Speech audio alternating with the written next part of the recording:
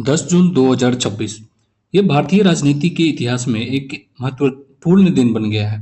प्रधानमंत्री नरेंद्र मोदी ने देश के पहले प्रधानमंत्री जवाहरलाल नेहरू का एक बहुत ही बड़ा रिकॉर्ड पीछे छोड़ दिया है।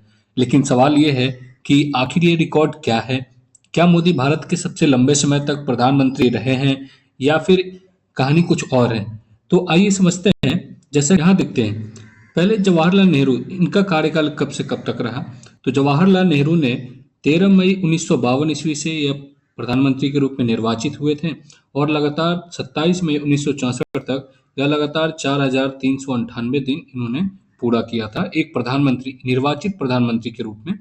और अगर नरेंद्र मोदी के कार्यकाल की बात करते हैं तो नरेंद्र मोदी जो है, ये आज यानी कि 10 जून 2026 ईस्वी को नरेंद्र मोदी लगातार 4,399 दिन ये प्रधानमंत्री के पद पर पूरे कर लिए हैं।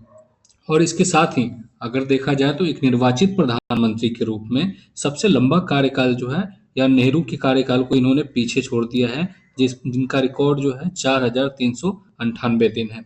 नरेंद्र मोदी ने आज 10 जून को 4,399 दिन का प्रधानमंत्री बनने का रिकॉर्ड जो है, नया रिकॉर्ड इन्होंने बना लिया है। अब जैसे कुछ लोग कहेंगे कि जवाहरलाल नेहरू ये तो 1947 ईस्वी से, यानी कि जब देश आज़ाद हुआ था तब से ये प्रधानमंत्री हैं। तो ऐसा नहीं है।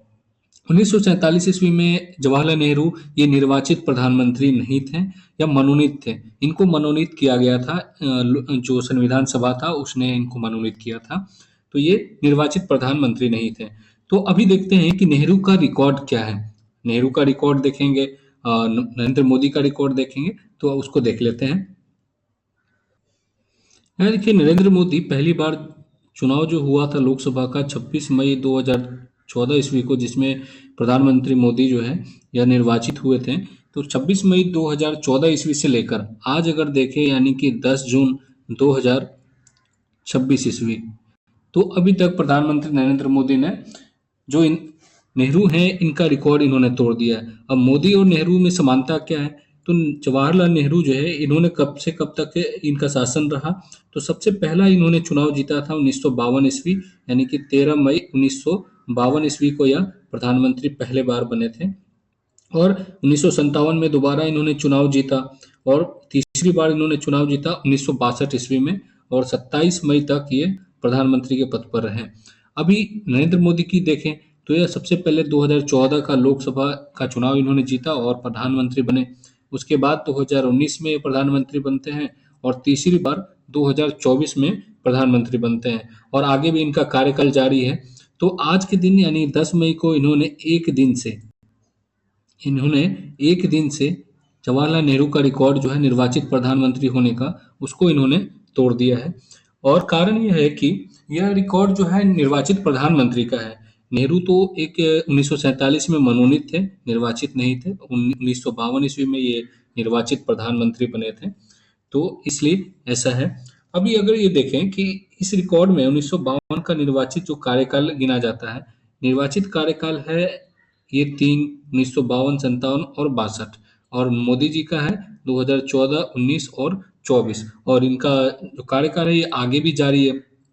अब ये देखते हैं कि इनके अलावा तीसरे नंबर पे किनका कार्यकाल है जो सबसे लंबा है, वो देख लीजिए। देखिए, तीसरे नंबर पे हैं इंदिरा गांधी। इंदिरा गांधी 4,077 दिनों तक ये प्रधानमंत्री के पद पर रही हैं। अब देखें कि ये रिकॉर्ड महत्वपूर्ण क्यों है हमारे लिए। तो सबसे पहला है कि मोदी ने लगातार 3 चुनाव में जनता का समर्थन प्राप्त किया है। ये लगातार 3, 2014, 2019 और 24 के चुनाव में लगातार इन्होंने समर्थन प्राप्त किया है। 12 वर्षों तक केंद्र में सत्ता बनाए रखी और आगे भी जारी है। और वो पहले ऐसे कांग्रेसी प्रधानमंत्री हैं जिन्होंने 2 पूर्ण कार्यकाल पूरे किए हैं और तीसरा कार्यकाल भी अभी जारी है। तो इस तरह से ये रिकॉर्ड जो है काफ़ी महत्वपूर्ण हो जाता है। चुनाव नहीं जीते थे। और मोदी जी के बारे में देखें तो इन्होंने 2014 का चुनाव जीता, 2019 और 2024 में यह चुनाव जीतकर प्रधानमंत्री बने हैं। ठीक है, तो इतना महत्वपूर्ण क्या है? यह रिकॉर्ड केवल दिनों की संख्या नहीं है। इसका मतलब है कि मोदी जी लगातार 3 चुनाव में जनता का समर्थन प्राप्त किया है और 12 वर्षों तक केंद्र में सत्ता बनाए रखी। ठीक।